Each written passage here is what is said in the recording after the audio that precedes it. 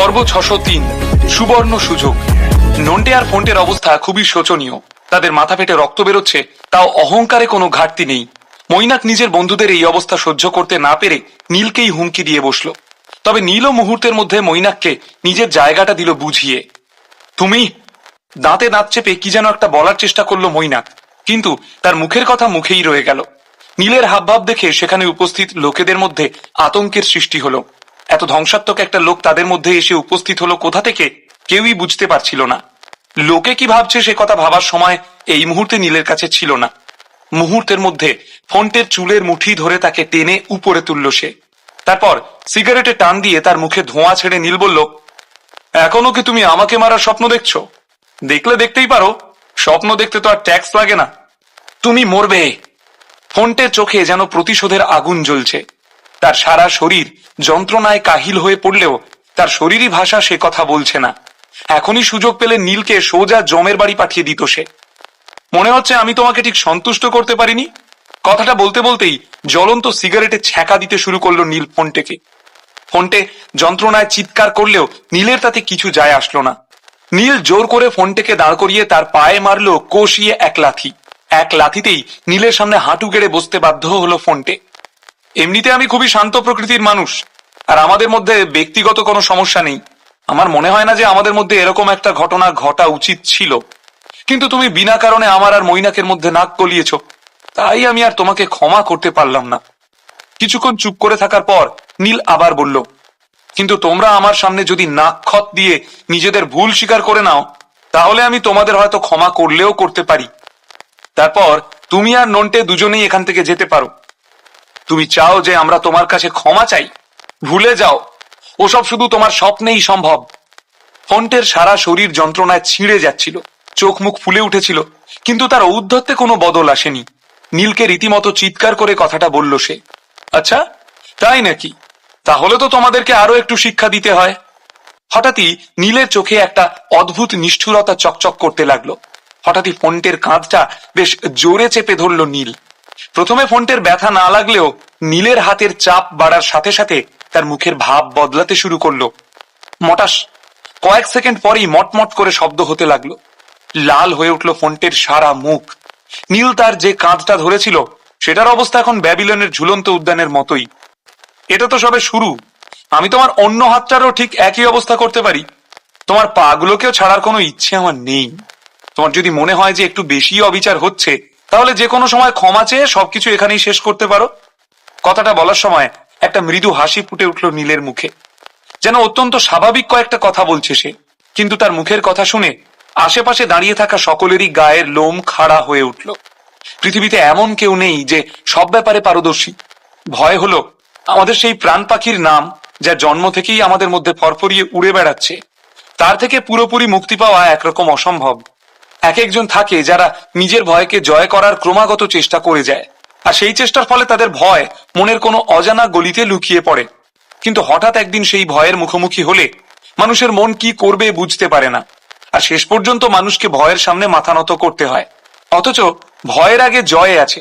ছোটবেলা থেকে এই কথাটাই প্রত্যেকটা মানুষকে শেখানো হয়ে থাকে। এই নন্টে আর ফন্টের কথাই ধরা যাক না। অতীতে লোক তাদেরকে ভয় পেত, তাদের সঙ্গে ঝামেলা বাঁধানোর সাহস কারোর ছিল না, আর সেই কারণেই তাদের আত্মবিশ্বাস অহংকারে পরিণত হয়েছিল, আর ছোটবেলা থেকেই রীতিমতো দৌরাত্ম্য শুরু করে দিয়েছিল তারা। কিন্তু আজ ফন্টে যখন নীলের মুখোমুখি, তখন তাদের এইসব ঔদ্ধত্য কোনো কাজে আসলো না। মাত্র কয়েক মাস আগে যুদ্ধবিদ্যার দুনিয়ায় পা রাখা নীল ইম্পেরিয়াল ক্যাপিটালের দুই ইয়াং মাস্টারের সমস্ত আত্মবিশ্বাস ভেঙে গুঁড়িয়ে দিয়েছিল। স্থানীয় লোকেদের মনে একটু ভয় তৈরি করার জন্যই এমনটা করেছিল নীল। তবে নিজের উদ্দেশ্যে সে পুরোপুরি সফল। প্রথম দিন ইম্পেরিয়াল ক্যাপিটালে পা রেখে 100 নম্বর হাসিল করেছে সে। নীলের এমন রুদ্রমূর্তি দেখে আর তার হাতে এতক্ষণ ধরে ধোলাই খাওয়ার পরেও ফন্টে নীলের সঙ্গে আর খারাপ ব্যবহার করবে বলে মনে হয় না। এবার গোটা বিষয়টা একটু ফন্টের দৃষ্টিভঙ্গি থেকে দেখা যাক। ফন্টের মতে নীল হলো একটা পাগল জঙ্গলি কুকুর, যাকে সে বশ করতে পারেনি। তার কাছে এই মুহূর্তে দুটো পথ খোলা, হয় ক্ষমা চাওয়া আর না হয় মরে যাওয়া। এখন ঘটনা হলো মৃত্যুকে ফন্টে ভয় করে, কাজেই ক্ষমা চাওয়া ছাড়া তার কাছে আর কোনো রাস্তা নেই। নীল কয়েক সেকেন্ড ফন্টের দিকে আর চোখে তাকিয়ে থাকার পর তার অন্য কাঁধটাও চেপে ধরল। সে নিজের শক্তি প্রদর্শনের আগেই ফন্টের শরীর কাঁপতে শুরু করলো। না, দয়া করে এরকম করো না। আমি আমি ভুল ছিলাম, আমার ভুল হয়ে গেছে। কি বললে তুমি? এখানে অনেক লোক আছে, আমি ঠিক শুনতে পেলাম না। তবে ক্ষমা চাওয়ারও কিন্তু একটা নির্দিষ্ট ধরন থাকে, সেসবও কি এখন আমাকেই শিখিয়ে দিতে হবে? কড়া গলায় বলে উঠল নীল। নিজের হাতখানা ফোনটের কাঁধ থেকে সরিয়ে নিল সে। নন্টে আর ফোনটে কি কোনোদিনও ভাবতে পেরেছিল যে বাইরে থেকে আসা একটা ছেলের সামনে তাদের মাথা নত করতে? মুখে যেন একেবারে তালা পড়ে গিয়েছে। টু শব্দ পর্যন্ত করার মতো সাহস হচ্ছিল না কারোর। চুপ করে দাঁড়িয়ে চোখের সামনে শুধু ফোনটেকে অপমানিত হতে দেখছিল তারা। তুমি যে নিজের ভুল বুঝতে পেরেছো সেটা খুব ভালো কথা, কিন্তু আরো একটু আগে বুঝতে পারলে তোমার এই অবস্থা হতো না। অক্ষত শরীরে বাইরে যেতে পারতে। ফোনটের কাঁধ চাপড়ে বলল নীল, ভবিষ্যতে আর কখনো আমাকে এমন রাগিয়ে দিও না, বুঝলে? না হলে পরের বার তোমার অবস্থা এর থেকেও খারাপ হবে। নীলের কথা শুনে গনগনে চোখে তার দিকে তাকিয়ে রইল ফোনটে, কিন্তু মুখে কিছুই বলল না। ফোনটে কি যা কিছু হয়েছে সবটাই অস্বীকার করতে চায়, কিন্তু সেটা তো প্রায় অসম্ভব। ইম্পেরিয়াল ক্যাপিটালের বিত্তশালী লোকেরা ইতিমধ্যেই ফোনটের অবস্থা দেখে ফেলেছে, এখন অভিনয় করেও বিশেষ কোনো লাভ নেই। নীল অবশ্য আগেই আন্দাজ করেছিল যে এমনটা হতে পারে। ফোনটের শরীর থেকে বেরিয়ে আসা আভা সে অনুভব করতে পারছিল। সেই সঙ্গে নন্টের দুচোখে জ্বলতে থাকা প্রতিশোধের আগুনও তার নজর এড়ায়নি। ইম্পেরিয়াল ক্যাপিটালে পা দিয়েই নীল যে নিজের দুটো শত্রু তৈরি করে ফেলেছে তাতে আর কোনো সন্দেহ নেই। নন্টে আর ফোনটে আজ চুপচাপ ক্ষমা চেয়ে চলে গেলেও সুযোগ বুঝে নীলকে পাল্টা আক্রমণ তারা করবে ঠিকই। ঘটনাটা কলকাতায় ঘটলে নীল হয়তো তাদের দুজনকে মেরেই ফেলতো, কিন্তু এই মুহূর্তে সে ইম্পেরিয়াল ক্যাপিটালে। এখানকার নিয়ম কানুন তার এখনো পুরোপুরি জেনে ওঠা হয়নি, তাই নিজের জন্য সমস্যা তৈরি করতে পারে এমন কোনো কাজ করবে না। তবে এত পরিশ্রমের আসল উদ্দেশ্য এখনো সফল হয়নি। মাস্টার ফোনটে তো নিজের ভুল স্বীকার করেছে, নন্টে কি কিছু বলবে না? নিজের ভুরু দুটোকে কপালে তুলে নীল মনে মনে ভাবলো ভবিষ্যতে নন্টে আর ফোনটের পরিবার তার উপর প্রতিশোধ নেবে কিনা পরের কথা, কিন্তু এই মুহূর্তে সত্যিকেই ঢাল বানাতে হবে তাকে, তাতে যাই হয়ে যাক না কেন। বাকি রাতটুকু তুমি আর কি করতে চাও নীল? তোমার মনে হয় না ঝামেলাটা ইতিমধ্যেই বেশ অনেকটা বেড়ে গেছে? আর সহ্য করতে না পেরে কড়া গলায় বলে উঠল মৈনাক দাস। নীল তার সামনেই নন্টে আর ফোনটেকে মেরেছিল। এই মুহূর্তে ছেলে দুটোর অবস্থা সত্যিই খুব খারাপ। মান সম্মান তো তাদের গেছেই। মৈনাক নীলকে থামাতে না বললে হয়তো ছেলে দুটো নিজেদের প্রাণটাও হারাতো। এখনো ছেলে দুটোর কাছে লোকের সহানুভূতি করানোর একটা সুযোগ আছে, কিন্তু মৈনাক চুপ করে গেলে সেই সুযোগটাও তারা হারিয়ে ফেলবে। কাউকে না কাউকে তো নিজের ভুলটা মানতেই হবে, তাই না? নিজের কাঁধটা একটু ঝেড়ে নিয়ে বলল নীল, আমি বিশেষ কিছুই বলতে চাই না, তবে একটা জিনিস স্পষ্ট করে দিতে চাই। ঝামেলা করতে আমার ভালো না লাগলেও ঝামেলাকে আমি ভয় করি না।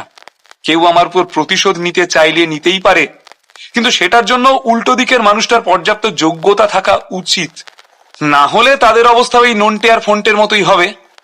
বুঝতে পারছি নীল, তোমার মধ্যে অনেক সাহস রয়েছে, কিন্তু ভুলে যেও না যে এটা ইম্পেরিয়াল ক্যাপিটালের মাটি, তোমার নিজের গ্রাম নয়। এখানকার পরিবারগুলো সম্পর্কে তুমি কিছুই জানো না। যে কোনো পরিবার ইচ্ছে করলেই তোমাকে মেরে ফেলতে পারে, তাই বাড়াবাড়ি কম করো। তোমার ভাগ্য ভালো যে এই ঘটনার একটা উল্টো পিঠো রয়েছে, না হলে তোমার অবস্থা ওই ধোপার গাধার মতো হতো, না এদিকের না ওদিকে। অতি কষ্টে ঢোক গিলে মনে সাহস জোগাড় করে বলল মৈনাক। এক নিঃশ্বাসে কথাগুলো বললেও প্রচন্ড ভয় করছিল তার। নীল আজ যা তাণ্ডব করেছে তাতেই ওই তিনজনের ভরপেট শিক্ষা হয়ে গেছে। মৈনাক, তোমার গায়ে আমি হাত দেইনি মানে এই নয় যে হাত আমি দিতে পারবো না, বা তোমার গায়ে হাত তুলতে আমি ভয় পাই। জোরে হেসে উঠল নীল। এরকমটা যদি তুমি ভেবে থাকো তাহলে সেটা নেহাতি অলীক কল্পনা। মিস্টার বলরাম সেনাপতি আর তোমার ঠাকুরদার জন্য এখনো তুমি অক্ষত অবস্থায় দাঁড়িয়ে রয়েছ, না হলে তোমার অবস্থা ওই নন্টে আর ফোনটের মতোই হতো। আমার ধৈর্যের পরীক্ষা নেওয়ার চেষ্টা করো না। আবার নন্টে ফোনটের দিকে তাকালো নীল। আর এই যে তোমরা দুজন, তোমরা কি এখনো আমার সাথে খেলতে চাও? তাহলে নিজেদের বাকি লোকেদেরকেও ডাকতে পারো। তোমাদেরকে আরো একটা সুযোগ আমি দিতে চাই। তোমাদের ক্ষমতার দৌড় তো দেখলাম, তোমাদের বাড়ির লোকেরও দেখবো। এর এমন কি বড় কথা? কথাটা বলেই নিজের হাত দুটোকে ছড়িয়ে আড়মোড়া ভাঙতে লাগলো নীল।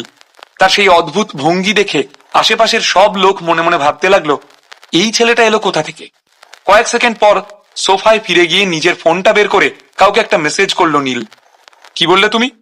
কোনো রকমের টেবিলের উপর হাত রেখে সর্বশক্তি দিয়ে উঠে দাঁড়ানোর চেষ্টা করতে লাগলো নন্টে। তোমার কথা যদি সত্যি হয়ে থাকে তাহলে এই সুযোগের সদ্ব্যবহার আমি করতে চাই। আমাকে তোমার ফোনটা একবার দাও।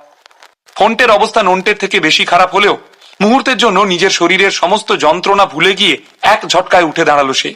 তাদের দুজনের পরিস্থিতি দেখে সবাই বুঝতে পারলো যে খেলা এখনো অনেক বাকি। সত্যি বলতে ঝামেলার আসল শুরুটা হবে এবারেই। নীল কোনো ভুল করছে না তো? কাকে মেসেজ করলো সে? ইম্পেরিয়াল ক্যাপিটালে এমন কে আছে যে তাকে সাহায্য করতে পারে? অপূর্ব ধারাকে কি এই নাইট ক্লাবে দেখার সম্ভাবনা